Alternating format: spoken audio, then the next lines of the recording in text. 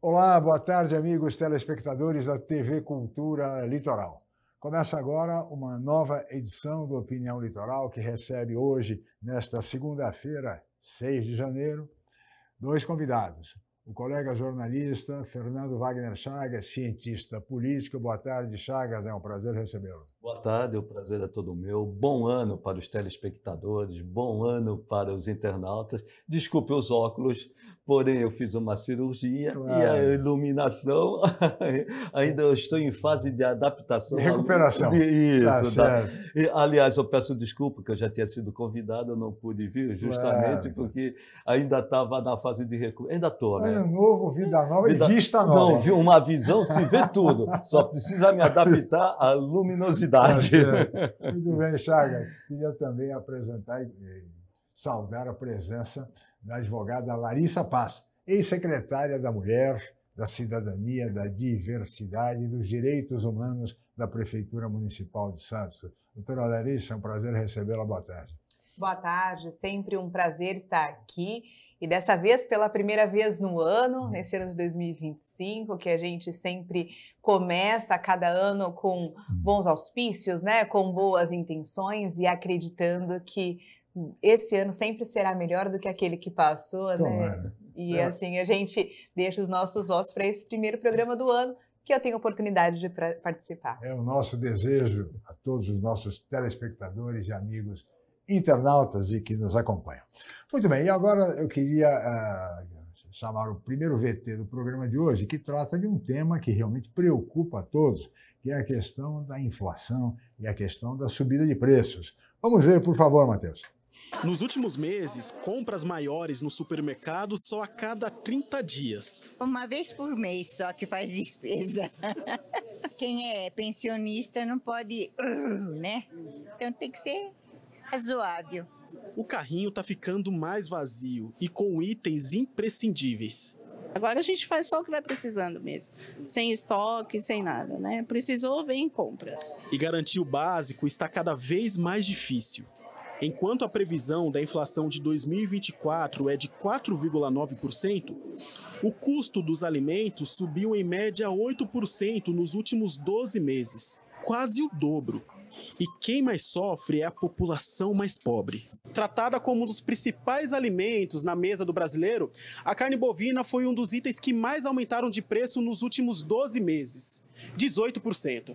Assusta, claro, mas substituir por outras proteínas pode ajudar a aliviar o bolso sem perder a qualidade da alimentação. Além da carne bovina, produtos da cesta básica também tiveram alta de 2 dígitos em 2024. O café subiu 30%, o óleo de soja, 20%, e o arroz, 15%. As mudanças climáticas afetaram os preços dos alimentos no ano passado.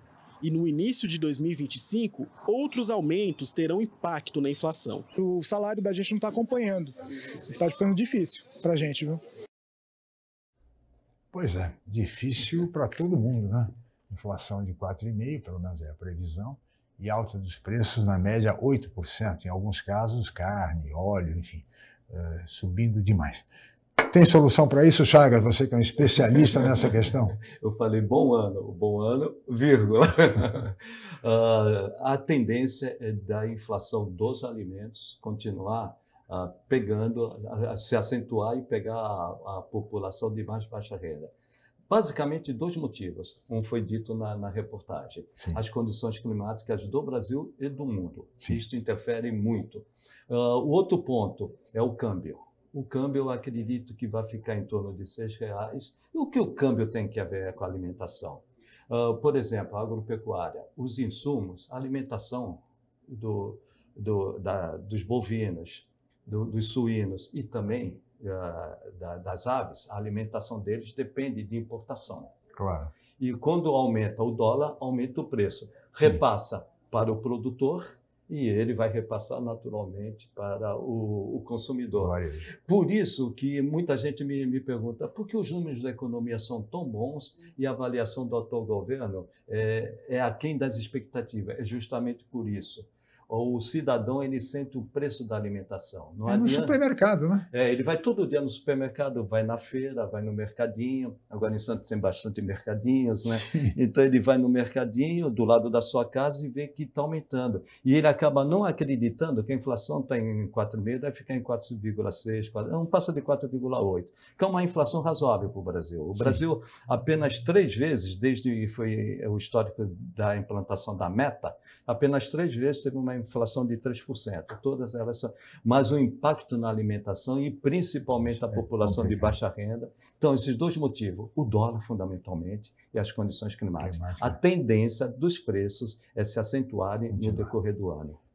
Uma previsão bastante triste essa, preocupante. Larissa, você é advogada, é claro, mas também faz supermercado. Né? Faz supermercado com dona de casa, provavelmente. Na verdade, é um reflexo que toda a população, toda a sociedade tem sentido, né? Quando vai às compras e muitas vezes não compreende o que aqueles números, muitas vezes transmitidos na televisão, podem impactar de maneira tão direta esse consumidor cotidiano, né? Esse consumidor que faz as suas compras do dia a dia e que só vê o carrinho, como disse na matéria, cada vez mais vazio e não compreende as razões disso. Né? A bem da verdade é que existe uma questão que é muito frágil na sociedade no que diz respeito à educação financeira, porque as pessoas não compreendem esse ponto que o Chagas acabou de nos trazer, que é justamente o impacto da moeda no aspecto internacional dentro do nosso cotidiano, do cotidiano de todas as pessoas, porque nós temos pessoas, é claro, mais abastadas, que possivelmente não sintam de maneira tão imediata esse impacto no carrinho, nas compras do mês, mas nós temos aquelas pessoas que têm aquilo como a sua principal despesa, né? E aí aquelas pessoas que entendem de economia, que entendem de finanças, de mercado financeiro, muitas vezes têm mais clareza, inclusive, onde direcionar os seus investimentos, ao contrário daquelas pessoas que não compreendem por quê. O que o dólar, chegando na casa dos R$6, vai atingir aí a minha vida, a minha rotina, né? E aí a gente começa a perceber, quando a gente olha num aspecto mais macro, né, Chico, que a gente tá vendo o Brasil, de certo modo, cada vez menos valorizado pelo próprio brasileiro. Por quê? Porque a partir do momento que o brasileiro que tem condições de investimento não tem condição e não sente segurança de circular a sua moeda, o seu patrimônio aqui no nosso país, qual é o passo imediato? Vou buscar um lugar seguro. O lugar seguro normalmente é do outro lado da fronteira, é além das nossas fronteiras. E aí a gente tem que nem o próprio brasileiro continua investindo e tendo tranquilidade para poder investir aqui. Isso vai impactar aquelas pessoas que compreendem de finanças, que compreendem de mercado financeiro? Talvez não tanto, mas aí cada vez mais a população que está sentindo esse reflexo de maneira imediata começa a sentir as consequências de toda essa variação. Né? E, sobretudo, a população mais pobre, a população vulnerável, é a que sofre mais, que faz as suas compras diariamente, porque faz o almoço, o jantar, depois no dia seguinte volta ao supermercado, o preço já subiu, e assim vai. Ou seja, falta dinheiro para... Rapidamente, foi importante o que ela falou e que você corroborou. Para quem ganha acima de 5 mil, acima de 8 mil, o impacto é menos de 10%. Agora, para a classe média que em tese ganha de 2 a 5 mil, o impacto chega a ser de 30%. Então, para quem ganha mais, acima de 8 mil, o impacto é menos de 10%. Imagina, da classe C, que aumentou a classe C, que ganha de 2 a 5 salários mínimos, o impacto chega a 30%. Imagina a classe D e E. Por isso que as pessoas estão reclamando. O meu poder aquisitivo não aumenta se aumentou o salário mínimo. O preço da alimentação acaba pegando grande parte do salário do trabalhador de baixa renda. É verdade. Agora, o que não falta é dinheiro para o Congresso Nacional, né? As famosas emendas parlamentares. Para isso aí não falta, viu, Chagas? Como é que fica? La Scala, você conhece muito bem como funciona o orçamento, né? As emendas parlamentares, elas sempre existiam. As emendas parlamentares, elas são individuais, elas são de bancadas, as bancadas estaduais e são de comissão.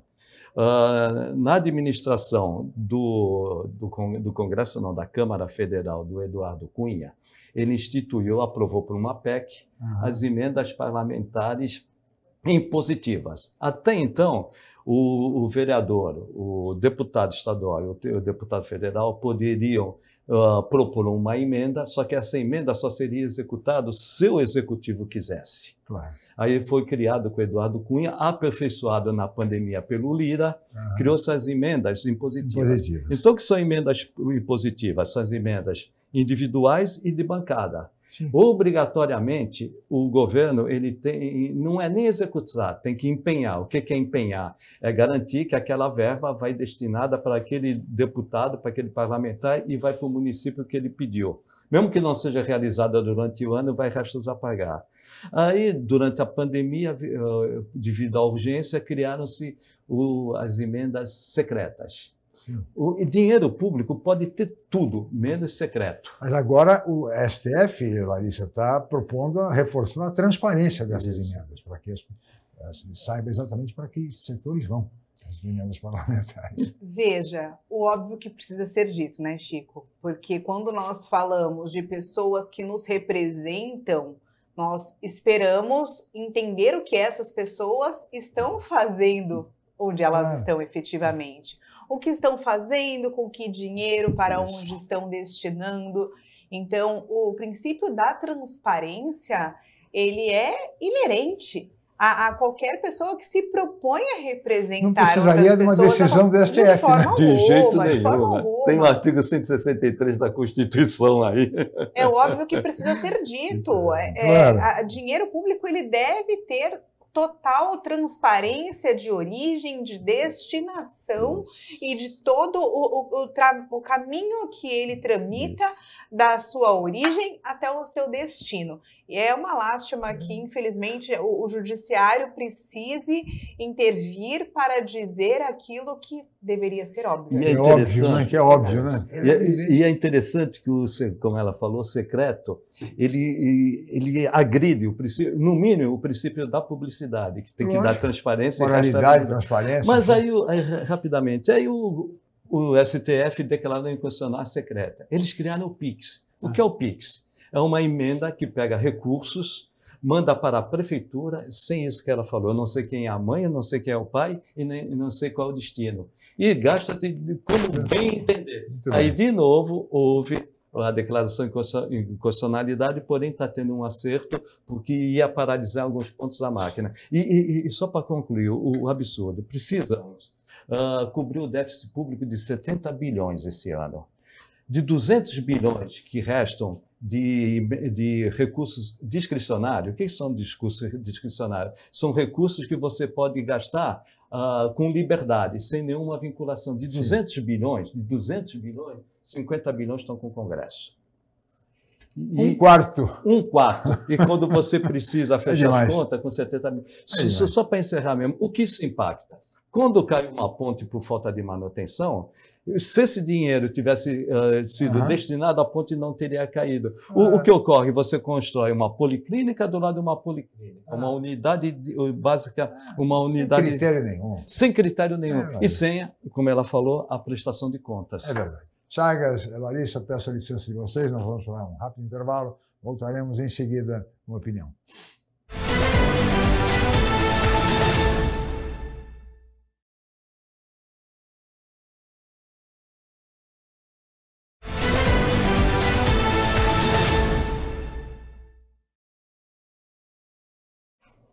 Muito bem, estamos de volta com a opinião desta segunda-feira, 6 de janeiro, e hoje recebendo com muito prazer aqui nos estúdios da TV Cultura Litoral o colega jornalista, cientista político Fernando Wagner Chagas e a advogada Larissa Paz, ex-secretária da Mulher da Cidadania, dos Direitos Humanos e da Diversidade da Prefeitura de Santos.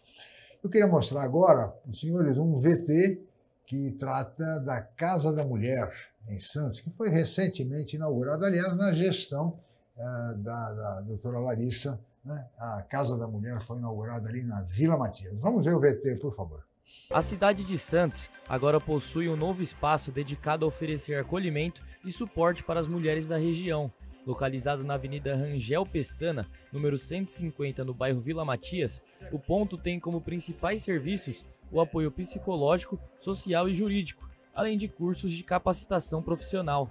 Diversas autoridades estiveram presentes no local, inclusive o atual secretário estadual de Governo e Relações Institucionais, Gilberto Kassab, que falou um pouco sobre o ato. A gente percebe que aqui teve muito carinho, teve muito zelo pela qualidade, que vocês possam manter essa qualidade, esse padrão, porque as pessoas, elas quando entram num ambiente que está bem cuidado, que foi construído com carinho, com qualidade, elas se sentem melhores e mais confiantes. Muito bem, a gente está o VT, a Casa da Mulher, que foi recentemente inaugurada ali na Vila Matias, um imóvel todo recuperado pela Prefeitura e que presta um relevante serviço às mulheres. Secretária, à época, secretária, Larissa, você participou, estava no período, na sua gestão, quando foi inaugurada a casa. Né? Sim, a casa foi inaugurada no dia 10 de dezembro, um dia muito simbólico, porque é o Dia dos Direitos Humanos, segundo a ONU. E esse marco, essa inauguração, mostra todo o olhar do município de Santos para as mulheres, porque, veja, nós temos Santos como a cidade mais feminina do país. E a partir do momento que nós temos números tão expressivos, é justo que a mulher santista ela se sinta totalmente acolhida nas suas necessidades, né? E a Casa da Mulher, ela vem, Chico, não somente para proporcionar o atendimento psicológico, assistencial, jurídico da mulher santista quando necessário, mas visa também a capacitação dessas mulheres para qualificação ou inserção no mercado de trabalho. Então, com toda certeza, é um grande ganho para a nossa cidade e a Casa da Mulher tem tudo para se tornar referência não somente na região, mas também em todo o estado, eu tenho certeza disso. Muito bem, secretária. Eu a chamo assim pelo cargo, a senhora não está mais à frente da secretaria, foi substituída pela jornalista Nina Barbosa, que é a atual secretária da Mulher, dos Direitos Humanos, da Cidadania e da Diversidade. Como foi o processo de transição, Larissa? O processo de transição, ele veio acontecendo desde que oficialmente divulgado aí o nome da atual secretária, Nina Barbosa. Nós temos tido um contato constante para que ela, enfim, possa dar o devido andamento a todas as demandas, tem tocado brilhantemente aí esse momento de iniciação da secretaria, de forma que eu tenho muita tranquilidade, muita segurança de que todos os trabalhos terão o seu fluxo mantido e o seu ritmo também na mesma constância que vinha acontecendo, porque ela realmente está tomando conta de todas as demandas numa velocidade muito interessante e que nos traz muita segurança de que a pasta ela vai ser bem conduzida nesse período. Muito bem, a pergunta se impõe, secretária. Licença, viu, Chagas? Toda. A senhora vai permanecer no governo? Nós temos visto que o governo ainda está ajustando as arestas, né, ajustando as velas para essa nova gestão que iniciou-se no dia 1º de janeiro. Então, as nomeações ainda estão saindo e eu estou aqui aguardando essas definições, esses últimos ajustes, para vermos como será aí o ano de 2025 ainda. Muito bem, vamos aguardar, portanto, até porque, em Chagas, você que conhece bem a prefeitura, recentemente aposentado como funcionário público, não é, Chagas? Existe a função no organograma de secretários adjuntos, né, que ainda não foram divulgados, pelo menos que se saiba Não foram tornados públicos os nomes dos secretários adjuntos que auxiliam diretamente os titulares das pastas. São fundamentais. Ô Chagas, falando nisso, qual a avaliação que você faz do novo secretariado do prefeito Rogério Santos? Olha, normalmente eu falo que mesmo o prefeito sendo reeleito, é um novo governo. Sim. E no novo governo, ainda que seja a mesma pessoa, o mesmo prefeito, precisa de adaptações, modificações, aperfeiçoamentos. O importante é dar continuidade. Como a Larissa começou há 7 meses, ainda estava lá, fez excelente trabalho. O importante é essa transição e dar continuidade ao trabalho. Essas adaptações, esses aperfeiçoamentos são necessários. Necessários até para dar um novo vigor. Também acordos políticos, quando eu digo acordos políticos, ninguém governa sem fazer acordo político no bom sentido. Sim. Não é outra coisa, porque quando a gente fala... O que vimos agora com o presidente Gilberto Kassab do PSD, por exemplo, na inauguração. Na inauguração, é importante fazer isso. Mas eu acredito, pelo excelente trabalho que a Larissa fez, ela vai... O secretário adjunto, e tem outras posições. Por exemplo, eu fui, durante anos e anos, secretária de Finanças, trabalhando direto na finança. Nos últimos 4 anos, no governo do Rogério Santos, eu fui assessor de imprensa. E continuei trabalhando da mesma forma, e quem me substituiu deu um andamento, deu continuidade e aperfeiçoou. E assim que deve ser. A Larissa, com certeza, ela vai pegar uma boa posição, e a experiência que ela adquiriu. Claro, a experiência... Só complementando, Larissa, a experiência que eu tive durante 44 anos na técnica de finanças públicas me ajudou muito na assessoria de imprensa. Embora eu fosse jornalista, o que me ajudou foi toda essa experiência. A experiência dela vai ser importante, não só ali, mas em outras áreas. Eu costumo dizer, Chico, que uma pessoa, quando ela se propõe a exercer uma função pública, seja ela de natureza eletiva ou não, ela pode se propor por um de 2 motivos. Ou por poder ou por propósito. Muitas pessoas gostam de certas posições pelo poder. E quando a gente se coloca pelo propósito, a gente fica feliz de ver a máquina rodar, independente da mão de quem esteja. Então, quando a gente vê que o trabalho está sendo tocado, que ele está sendo conduzido de maneira contínua, que a gente tem uma transição saudável, e eu posso te garantir que no que diz respeito à pasta da mulher, cidadania, diversidade e direitos humanos, isso tem acontecido, né? A gente conseguiu proporcionar para toda a temática, todos os trabalhos que vinham sendo desenvolvidos, uma transição tranquila e saudável. De verdade, Chico, isso já me satisfaz, porque quando a gente está ali exercendo um ofício por propósito, porque a gente acredita na importância daquele trabalho, de verdade, basta que ele seja bem executado, independente das mãos que esteja executando efetivamente. Muito bem. Aproveitando a presença do Chagas, que é um analista muito lúcido das questões políticas, né? E também municipais, sobretudo, eu confesso a você, Chagas, que eu estranhei um pouco a criação. Eu gostaria que você, se pudesse, me explicasse. A criação da Secretaria Municipal da Casa Civil em Santos. Porque isso pressupõe, de repente, que vamos ter também uma Secretaria da Casa Militar.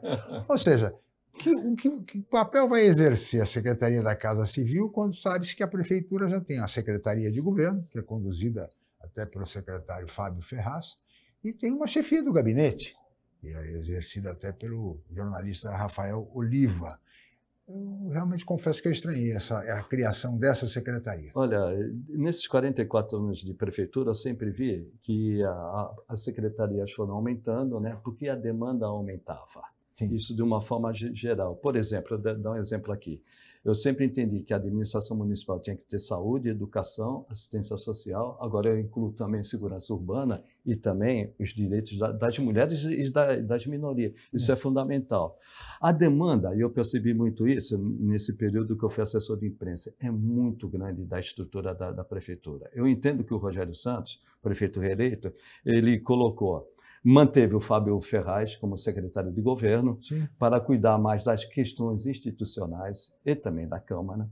A Secretaria de Comunicação ela foi recriada, né? Não está mais sobre o guarda-chuva do Fábio. O nosso amigo jornalista Rafael Oliva, ele vai cuidar mais das coisas do gabinete do prefeito. E a questão da Casa Civil, os problemas gerais, eu acredito que seja mais de interlocução com a população, para atender a população e auxiliar nas políticas públicas, direcionar as políticas públicas, que pode ser também das mulheres. Já temos a Secretaria das Prefeituras Regionais. Isso, meu amigo Rivaldo. Rivaldo está assumindo agora a Secretaria das Prefeituras Regionais, que antes era exercida, o cargo de secretário era exercido pelo Tiago Leal, que agora vai ser o chefe da Casa Civil. Me parece assim que vai dar trombada, viu? Uma secretaria na outra, porque tem muita... Não há tanto assim a se fazer nessa área mais institucional, de relação com a Câmara, de relação com a comunidade, que duas secretarias já não resolvessem.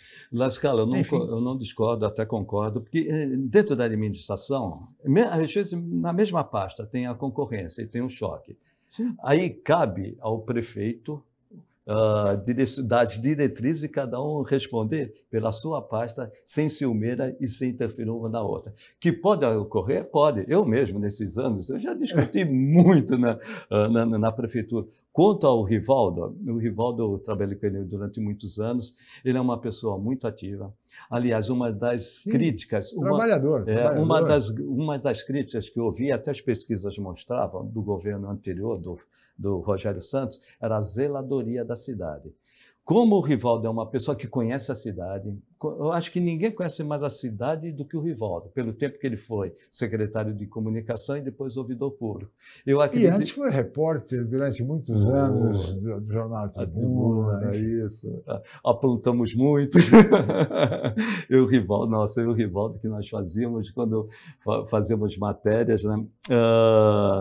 O que eu acredito que o Rivaldo, ele com seu dinamismo, ele vai dar um impulso maior às subprefeituras, até com mais recursos que precisarão, para que, principalmente a Zona Leste, La Scala, ela exige muito a zeladoria. Eu acredito que o Rivaldo até vai ser mais importante nessa Secretaria das Subprefeituras do que na própria ouvidoria. A ouvidoria assumiu o Libório, né? O ex-vereador Marcos Libório também, hoje suplente de vereador junto à Câmara Municipal de Santos. Aliás, nós temos 2 vereadores eleitos que assumiram cargos na prefeitura.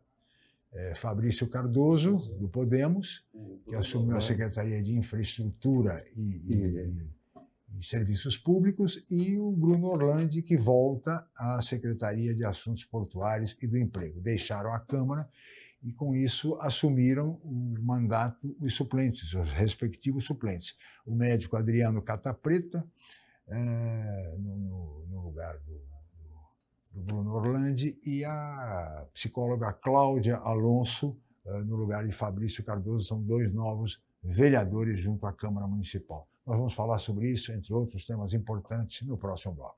Vamos para mais um intervalo, voltaremos em seguida com a opinião.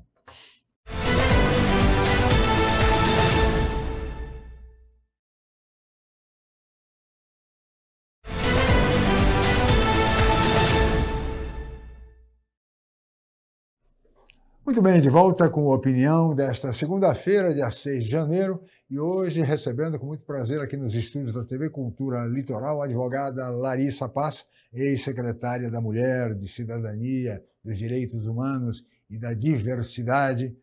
É isso mesmo, né, secretária? Falta alguma coisa ou não? Não necessariamente nessa ordem. Nessa ordem. Mulher, cidadania, diversidade e direitos humanos. Tá certo. Bom, de qualquer maneira, mas a ordem dos fatores não altera o produto. Tá certo, Chagas. E o Fernando Chagas, colega jornalista, cientista político, que está fazendo uma análise aqui do novo governo Rogério Santos. Chagas, você como analista político, 2 vereadores foram retirados da Câmara e ingressam no Executivo. O Bruno Orlandi, que volta à condição de secretário de Assuntos Portuários, ele que havia exercido essa função até o período que teve que se desincompatibilizar para ser candidato a vereador, e também o Fabrício Cardoso, que é uma novidade, porque ele está do Podemos e vai ser secretário de Infraestrutura e também de Serviços Públicos. Qual a expectativa que você tem, meu caro Chagas, para essas duas novas nomeações? Antes de mais nada, né, o importante, agora temos 3 mulheres na Câmara. Fazia tempo, né? É verdade. A Cláudia Alonso, a Audrey e a mais votada. A Audrey não. Agora é secretária. Secretária. Débora Camilo. Débora, que foi a mais votada. E a Renata Bravo, que ela bem conhece. Eu trabalhei muitos anos, eu acho que ela sabe disso, na Câmara. E peguei no primeiro mandato do Fabrício. O Fabrício, ele é um político muito técnico. Inclusive, a atuação dele sempre foi muito técnica. Ele tem mais perfil incrível de executivo do que legislativo. Houve a oportunidade, ele vai pegar uma secretaria que é muito exigida, muito demandada. Vai substituir o Wagner. Vai substituir o Wagner, que, aliás, fez um excelente trabalho desde o segundo mandato do Paulo Alexandre. Fez um excelente trabalho, mas, como disse, as mudanças são para aperfeiçoar e dar continuidade. Eu entendi que sim, que foi uma boa escolha o Fabrício, e ele vai poder agora, ele que sempre quis ter uma atividade no Executivo, até para desenvolver a sua capacidade, eu acredito que ele vai ter uma boa experiência. Agora, é um desafio.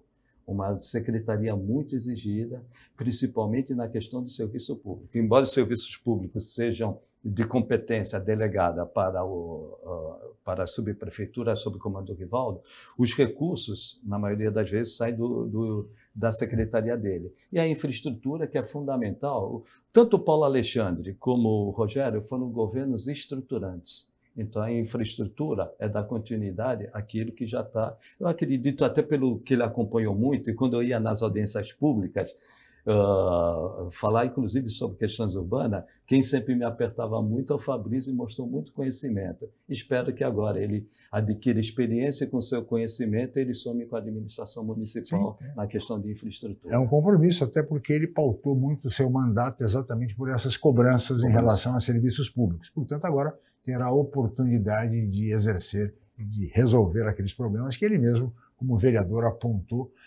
ao longo do seu mandato como problemas para a Prefeitura de Santos. E também teremos, Larissa, como bem disse o Chagas, mais uma mulher agora assumindo a vereança, que é a psicóloga Cláudia Alonso, que tem um trabalho magnífico no Grupo Tantan, várias décadas à frente desse trabalho, e vai assumir a vereança, um bom mandato para Cláudia Alonso, assim como para o vereador Adriano Catapreta, que volta à Câmara. Ele ficou durante algum tempo mesmo como secretário, saiu, foi ser secretário de Saúde, e depois agora volta à Câmara como suplente.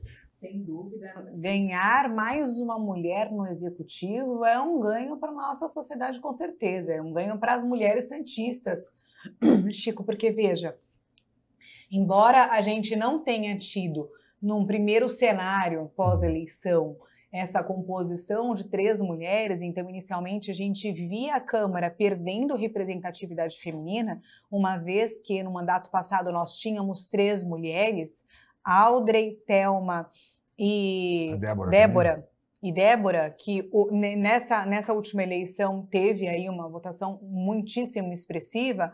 Com a saída da Audrey e da Thelma e a entrada da Renata como segunda vereadora mais votada, nós temos sim mulheres na Câmara, mas num primeiro momento a gente vê uma perda de representatividade feminina de 3-2, o que faz com que, sem sombra de dúvidas, as mulheres elas não se sintam tão representadas na Câmara no que diz respeito ao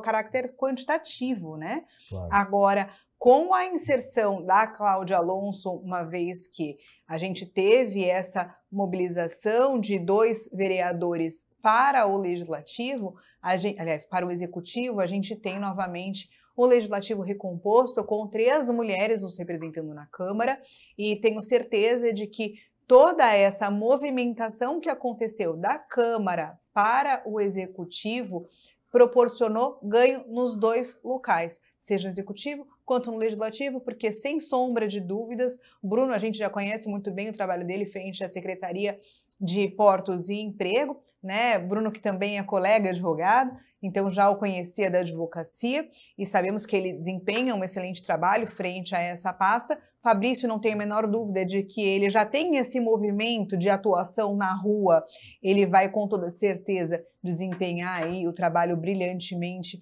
na secretaria que assumiu. E de outro lado, a Câmara, além de ganhar mais uma mulher com a chegada da Cláudia Alonso, também ganha com a retomada do Cata Preta como médico, que traz para a gente um olhar muito peculiar também no que diz respeito aí a todo o conhecimento que ele tem decorrente da formação dele, no que diz respeito à saúde. Eu creio que ele consiga, inclusive, trazer esse viés pro Legislativo de uma forma ainda mais presente. Até como ex-secretário, né? Ele exerceu ou cumpriu a função como secretário municipal de saúde por muito tempo, inclusive, né? Essa experiência tem que ser aproveitada, né?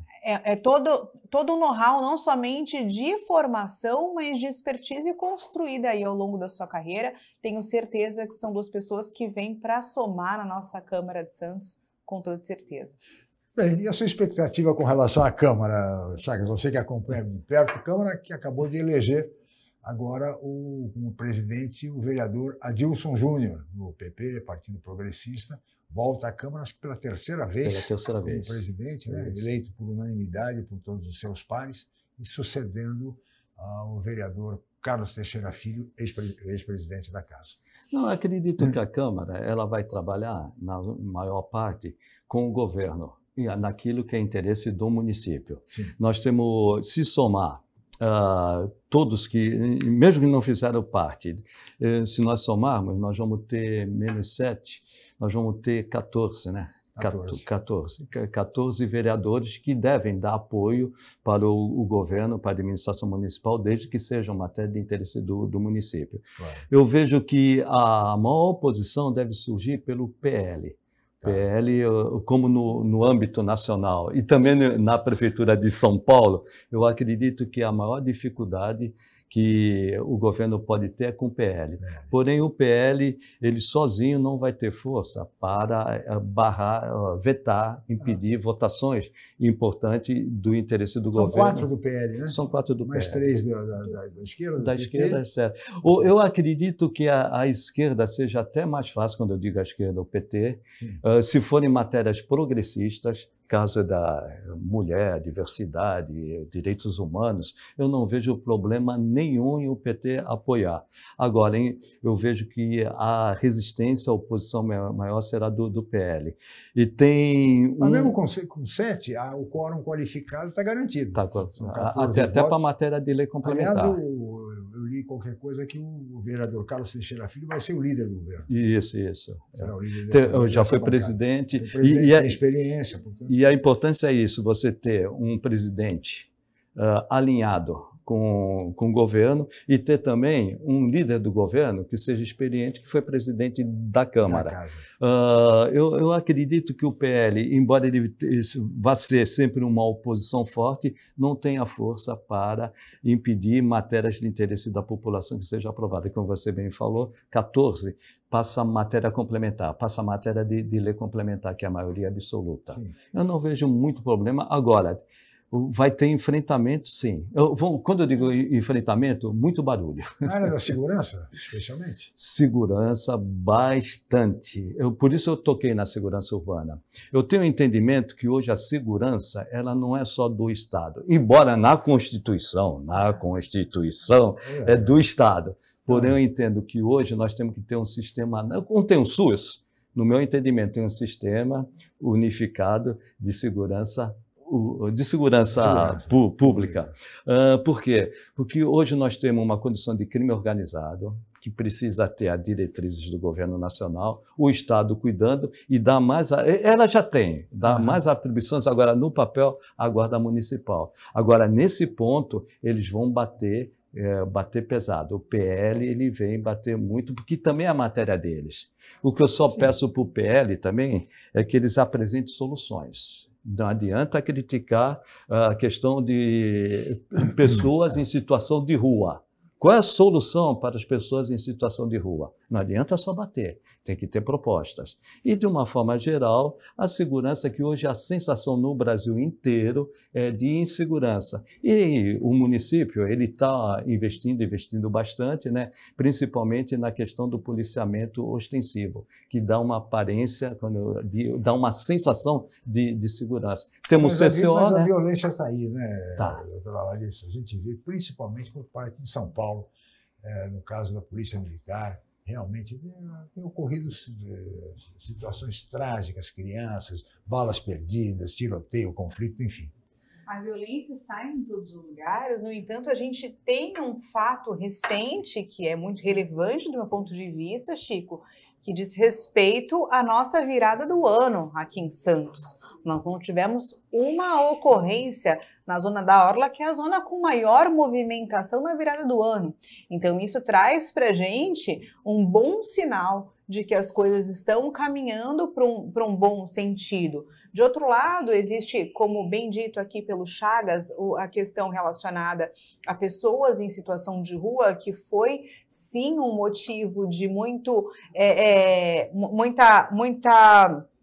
ataque da oposição, né, no que nós pudemos ver aí nas últimas eleições. Mas, de outro lado, também, como bem disse o Chagas novamente, a gente tem que não basta apenas apontar problemas, mas buscar soluções. O que a gente tem, que muitas pessoas confundem, é importante esclarecer isso, é atribuição de papel a determinadas demandas. Veja bem, quando nós falamos em pessoas em situação de rua, nós falamos não de uma força policial, não de uma força de segurança pública, nós falamos de assistência. E quando a gente fala de assistência, não cabe obrigatoriedade. Eu não posso, à força, pegar quem quer que seja da rua e falar, você não pode ficar aqui, vamos para lá. Então, existe todo um trabalho realizado pela Secretaria de Desenvolvimento Social, no que diz respeito a criar vínculos com essas pessoas, para que elas possam compreender a importância de buscar um serviço público para serem ressocializadas. Muito bem, eu peço a sua licença, Larissa, Chagas, vamos para mais um intervalo e voltaremos em seguida para o último bloco do Opinião de hoje. Voltamos já.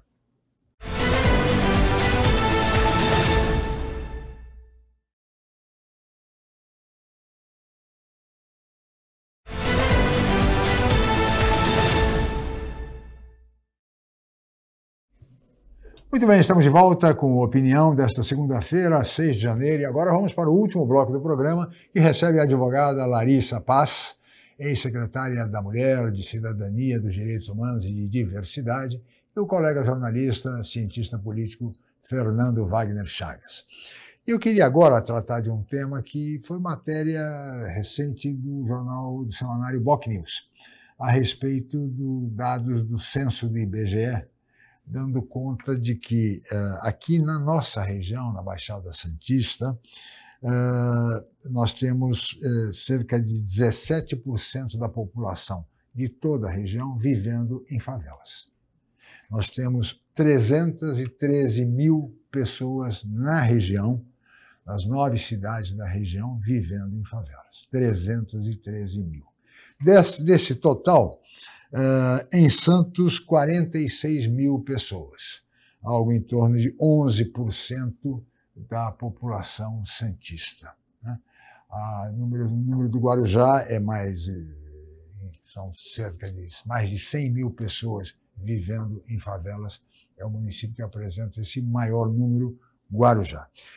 Diante deste cenário, diante destes dados e diante da inoperância que é evidente das áreas de habitação, tanto do governo federal quanto do governo estadual e também dos governos municipais, investe muito pouco em habitação.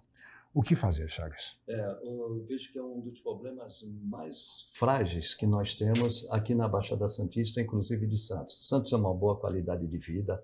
Aliás, vem muitos aposentados para Santos por causa da sua qualidade de vida, por causa da segurança, porém, é um aspecto que o novo governo, embora reeleito, deve dar atenção. Por isso eu falei assistência social. E quando eu falo em assistência social, é abranger não só as pessoas em situação de rua, mas também esses favelados. Agora voltou de novo a falar favelado, né? Voltou de novo a falar. Não há nenhum problema de falar. Que antes estava... Mas os próprios favelados querem isso, claro. chamar de favelado. É uma necessidade... Basta ver a Central Única das favelas. Das favelas, isso. Aliás, temos imagens aqui. O presidente ele tem uma visão muito boa. Mas não basta apenas assistência social. Tem que tocar naquele ponto fundamental, a habitação. Claro. Nós temos uma carência de habitação.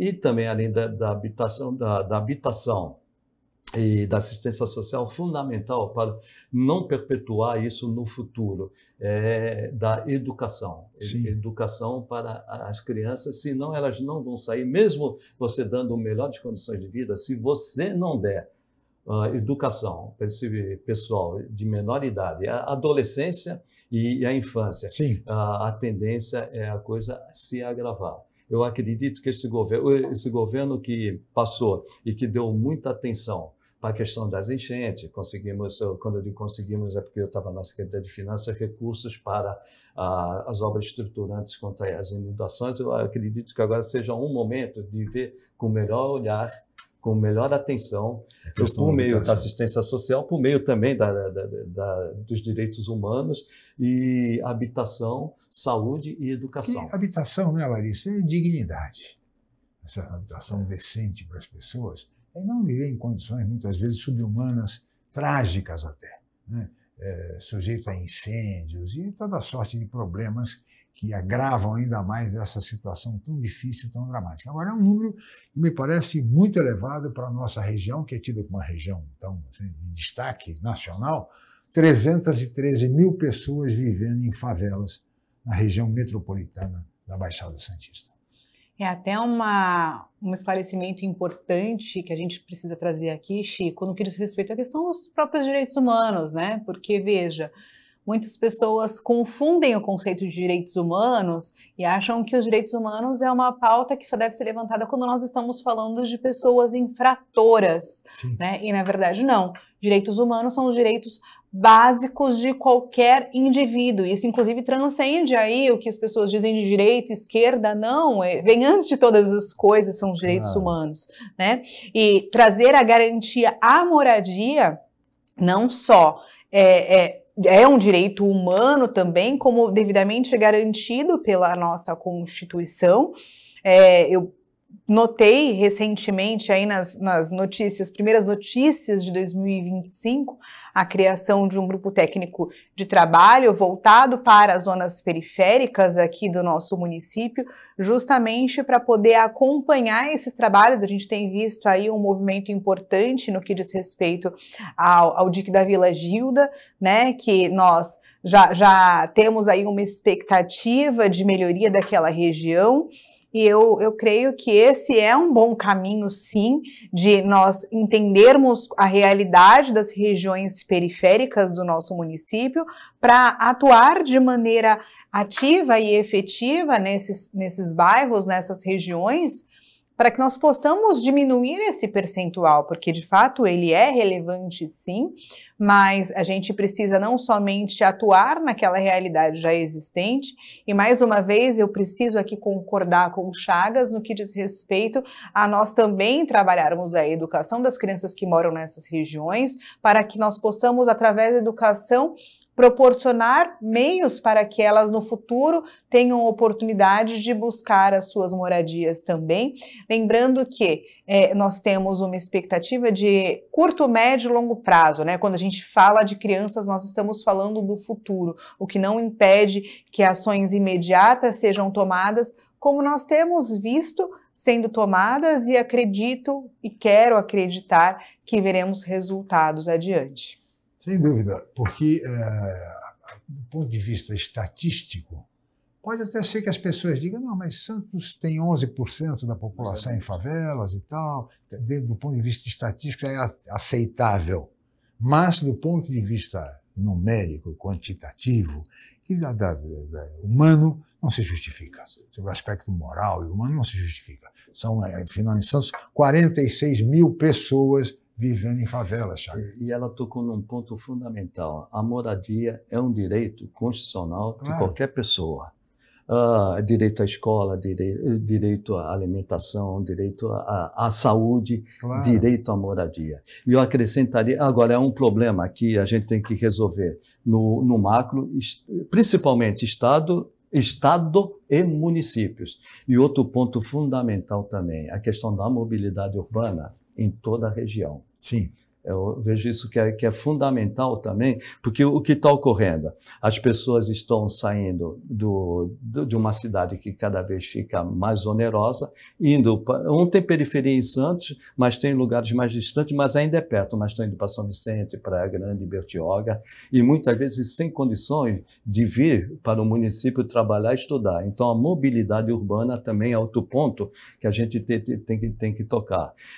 E é o que eu sempre disse, a questão das pessoas em situação de rua. Não é uma questão de polícia, é uma questão de saúde pública, uma questão de assistência social, e, se possível, tirar essas pessoas e dar condições para que elas tenham um futuro melhor para as suas crianças com a educação, se possível, em tempo integral. Quer dizer, é uma vastidão de ações que nós temos que tratar para tirar essas pessoas em situação de vulnerabilidade. Muito bem, fica aí, portanto, um desafio, um imenso desafio para a Coab da Baixada Santista.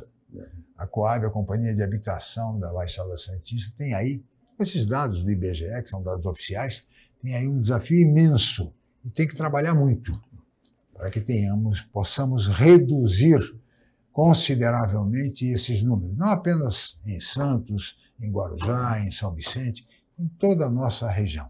Porque realmente é uma situação, é um número que ninguém gostaria de ter. Quer dizer, 313 mil pessoas na nossa região metropolitana da Baixada Santista vivem hoje em condições muito difíceis, condições de favela. E o Guarujá tem uma situação peculiar. Houve um boom no Guarujá são 106 mil. Isso, houve um boom no passado da construção civil. Essas pessoas vieram, e a construção civil praticamente parou no Guarujá e essas pessoas ficaram de lado, né?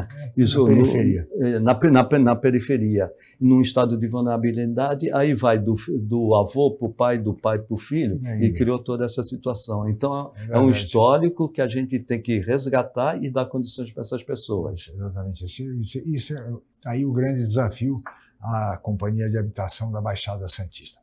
Muito bem, senhores, agora nós teríamos muito mais a conversar, vocês sabem que a pauta é extensíssima, viu, Larissa?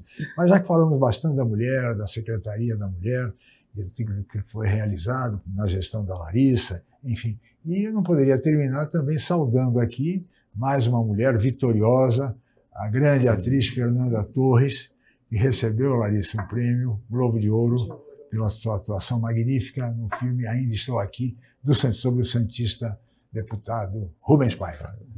Larissa, 25 parabéns, Fernanda anos. Torres. Parabéns, Fernanda Torres. Merece, é claro, todo o reconhecimento pelo brilhante trabalho, não somente nessa obra realizada, mas por toda uma vida, né? Claro. É um talento geracional. A gente vê que Fernanda Torres, 25 anos após a sua mãe ser indicada aí a premiação pelo filme Central do Brasil, a gente tem Fernanda Torres recebendo aí, e não dizem que o fruto não cai longe do pé, não é, Chico? Então a gente tem aí as Fernandas do nosso Brasil mostrando todo o talento da mulher brasileira no que diz respeito aí à cultura, à cenografia, né? Como é importante esse prêmio para nós, não somente brasileiros, mas especialmente mulheres brasileiras. Muito obrigado, Larissa. Chagas, muito obrigado pela presença. Até a próxima. Até a próxima. Larissa, muito obrigado. Sempre um prazer, Chico. Muito obrigada. E assim chegamos ao final. Queria agradecer muito a presença do Chagas, da Larissa e, sobretudo, a você, telespectador, pela audiência qualificada de sempre. Amanhã estaremos de volta em mais uma edição. Muito obrigado e até lá.